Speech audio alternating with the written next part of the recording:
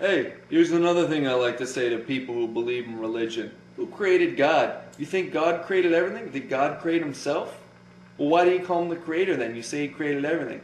But he didn't create himself, did he? No, I didn't think so. So who did? Well, whatever that thing is, that's what I like to call God. But you know what? I can't even do that because who created that thing? And so on for all infinity. That's why you can't say you got some kind of God who's a creator, because that God would need to be created himself, or else how could he be there? You know what I mean? The question, who created God, is entirely based on a conceptual mistake. You can only ask that question if you don't know what the word God means. Because minimally, God means he who is the creator. In other words, he who is not created but has created everything else that has been created. In other words, anything that exists apart from God is what would be created. So to say, who created God, when the word God means that which is not created but which creates, is just based on a conceptual and linguistic confusion.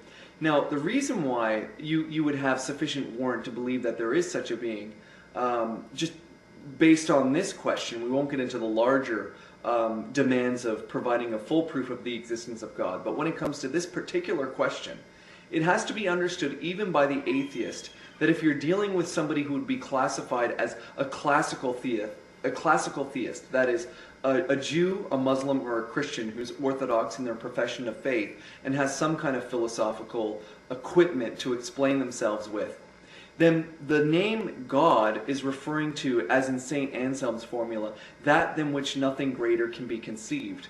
Now, when you're referring to such a being, and I'm going to presuppose Aquinas' definition of God here in addition to St. Anselm's, Aquinas' distinction about God versus any other being is to say, first of all, there has to be a clarification between two categories of existence. There's being and essence. And to distinguish between those, all we have to say is that everything is by reason of its being. In other words, being is isness. But everything is what it is by reason of its essence. In other words, essence is whatness. So in anything that exists, you can say what it is and that it is. In other words, that it has being and essence. Now, the Catholic explanation of the doctrine of God is that everything which exists is not being itself, but rather has being, because that being has been given to it by God. But with God, it isn't the case that whatever he has been given from another. Therefore, we don't say, for example, that God has beauty, or has goodness, or has wisdom, or has infinity, or an omnipotence, or omniscience. We say that God is beauty, is goodness, is wisdom, that God is omniscience, is omnipotence, and so on. Because God did not receive those attributes which he has from some source outside of himself, or else he would not be God. That thing which gave those things to him would be God. Now, if that's the case, and whatever God has, he is, then that means the very essence of God is his being itself.